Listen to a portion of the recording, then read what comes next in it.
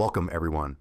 Today, we're going to tackle one of the most critical aspects of fixed income markets, credit risk. When you invest in bonds, you're essentially lending money, and there's always the chance the borrower won't pay you back as promised. That's the essence of credit risk, the potential loss due to a borrower's default. This lesson is all about understanding how to evaluate, measure, and price that risk to make smart, informed investment decisions. We'll go through the sources of credit risk, how to measure it, and the role credit ratings play. By the end, you'll have a solid grasp on how markets price credit risk, the factors that impact yield spreads, and the impact of ratings and other specific factors. Let's dive in. What is credit risk? At its core, credit risk is the chance of losing money if the borrower doesn't fulfill their obligation to pay back interest and principal on time. The risk varies depending on the borrower's specific situation and the general economic environment, which means credit risk can fluctuate over time.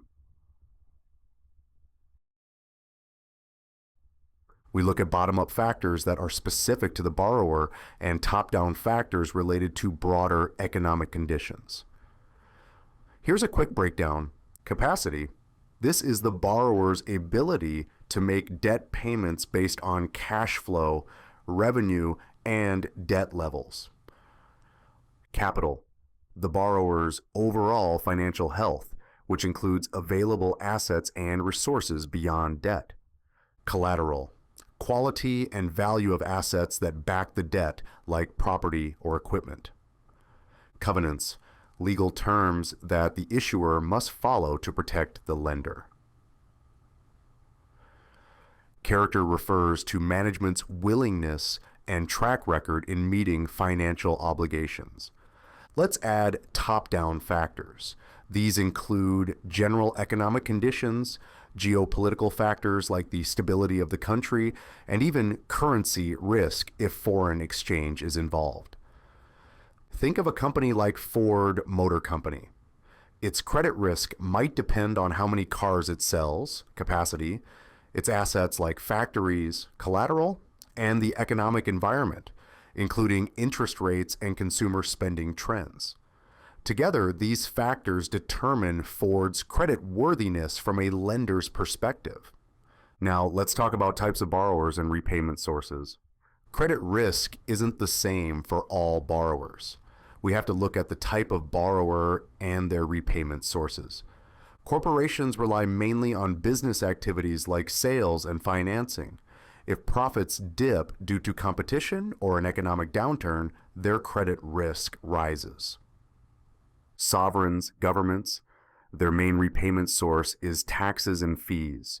For example, the U.S. government relies on income taxes and tariffs, while secondary sources might include selling public assets. Economic recessions or political instability can impact their creditworthiness. Argentina has defaulted multiple times because political and economic instability disrupted its ability to collect sufficient taxes and manage debt payments. Credit risk is typically measured as expected loss, which combines two main components: probability of default. This is the chance the borrower will default within a certain period, like a year. Loss given default. This is the amount lost if the default happens, calculated by the recovery rate and expected exposure.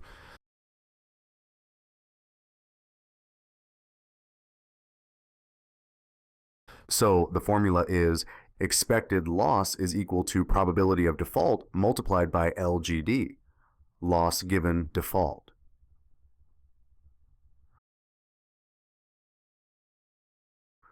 Let's say you're lending to a tech startup with a high probability of default, say 10%. If they do default, you'd recover only about 20% of your investment due to their limited assets. Here, the LGD is 80%, and the expected loss is calculated as 8%.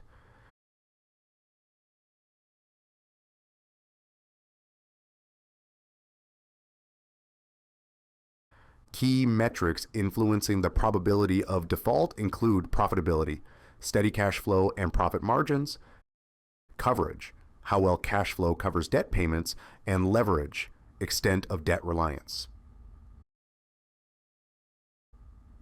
Lower POD and higher credit quality are often associated with higher profitability, greater coverage, and lower leverage.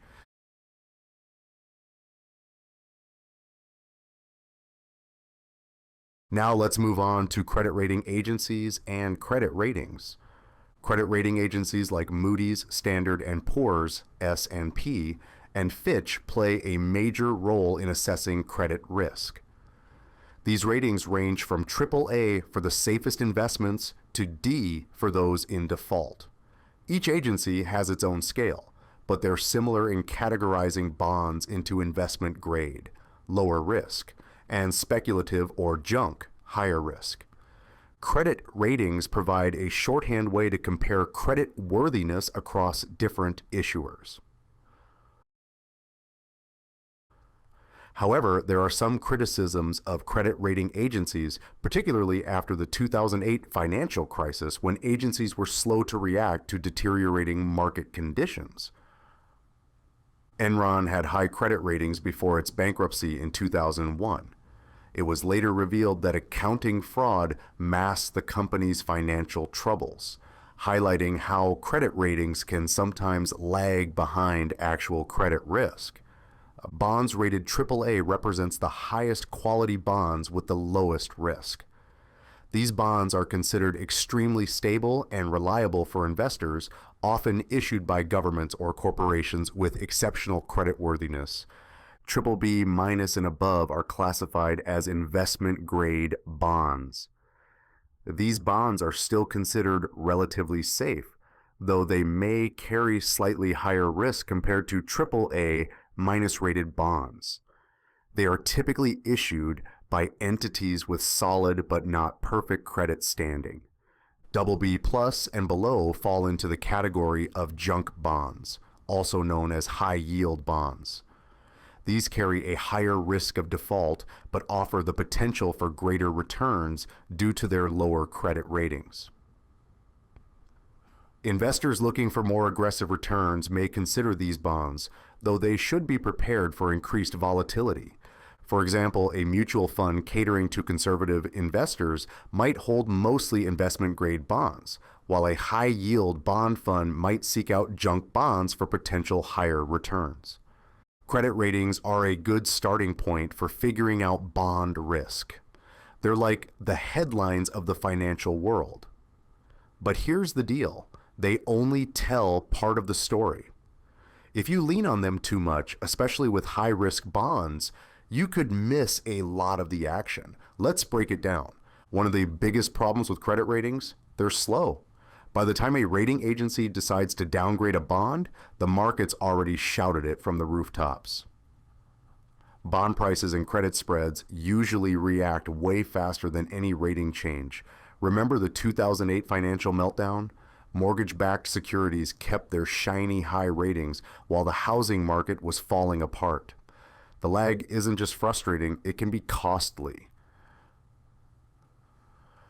Ratings are pretty narrow in what they focus on. They're all about expected losses, but in the world of distressed debt, there's way more going on, like when the bond is likely to default or how much you'd recover if it does.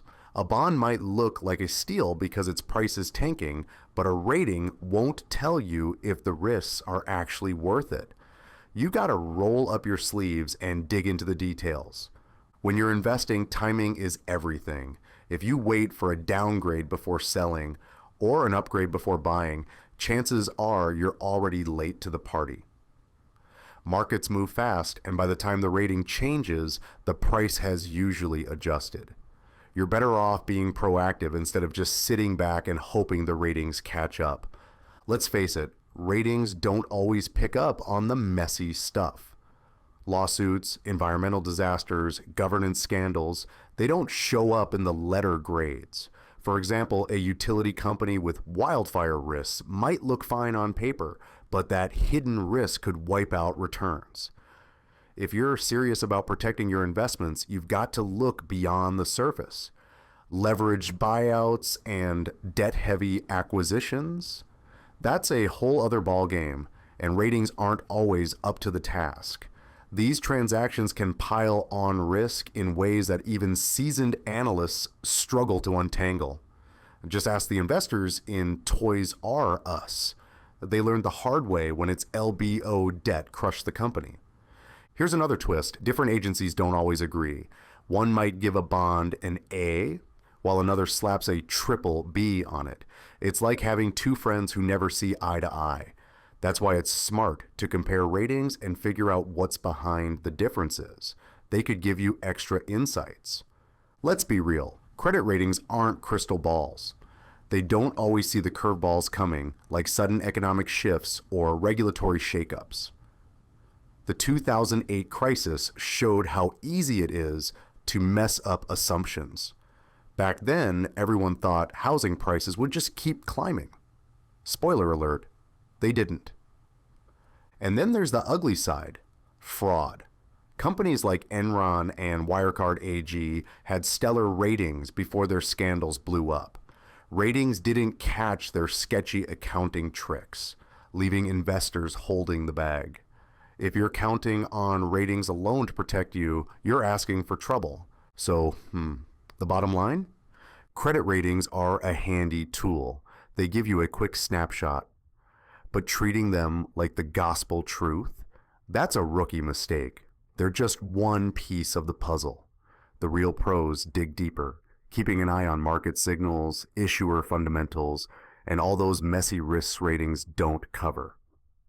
Think of ratings as a guide, not the whole roadmap. If you want to make smarter moves, don't stop at the headline. Read the fine print. Let's now talk about the factors that impact yield spreads, a topic that really gets to the heart of how bond markets work. Yield spreads, the difference between the yield on corporate bonds and government bonds of comparable maturity, don't exist in a vacuum. They're shaped by a complex web of economic conditions, market behavior, and the specifics of each bond issuer.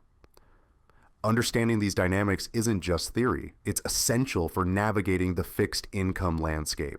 First, let's talk about the big picture, macroeconomic factors. Think of yield spreads as a mirror reflecting the state of the economy. During a booming economy, when optimism runs high, credit spreads tend to shrink. Investors are more willing to take risks because the chance of default seems remote. But flip the coin to a recession and you see the opposite. Spreads widen as investors become cautious and gravitate toward the safety of government bonds.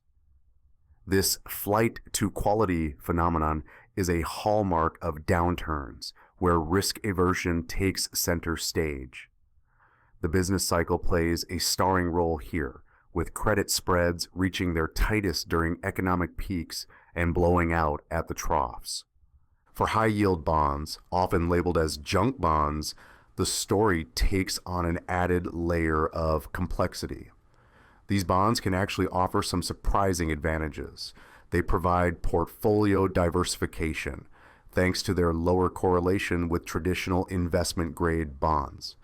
Plus, during economic recoveries or when companies behind these bonds get upgraded in credit quality, high-yield bonds can see significant capital appreciation. In fact, they often deliver equity-like returns, but with less volatility.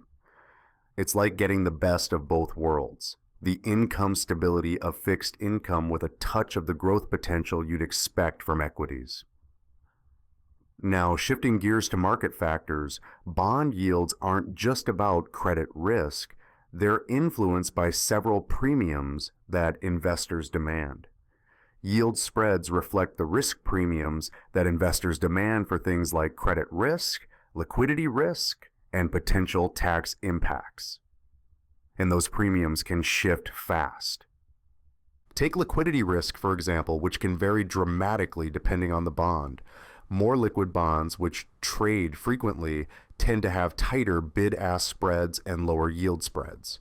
But with less frequently traded bonds, perhaps issued by smaller companies or lower rated issuers, the liquidity risk rises. This makes trading costlier, as reflected in wider bid-ask spreads and higher yield spreads.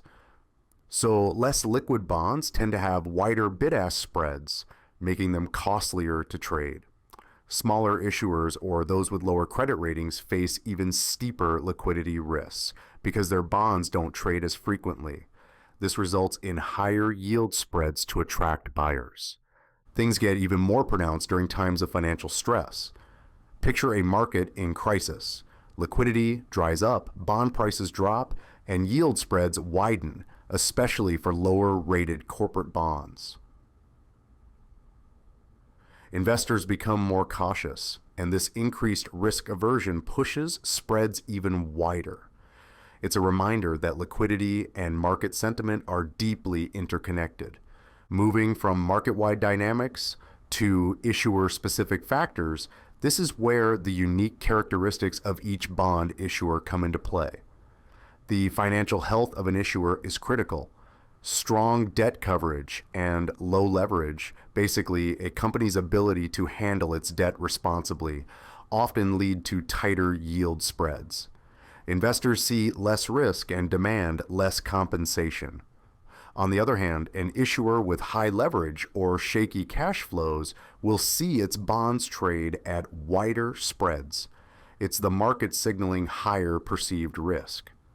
Not all issuers are created equal, though. For instance, corporate issuers typically rely on future profits to repay their debts, while government issuers depend on tax revenues.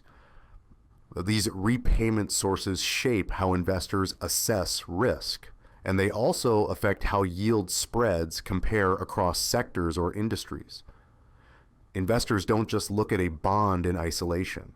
They compare it to others with similar credit ratings or business models to gauge whether the spread makes sense. Finally, let's touch on the mechanics of how yield spread changes impact bond prices.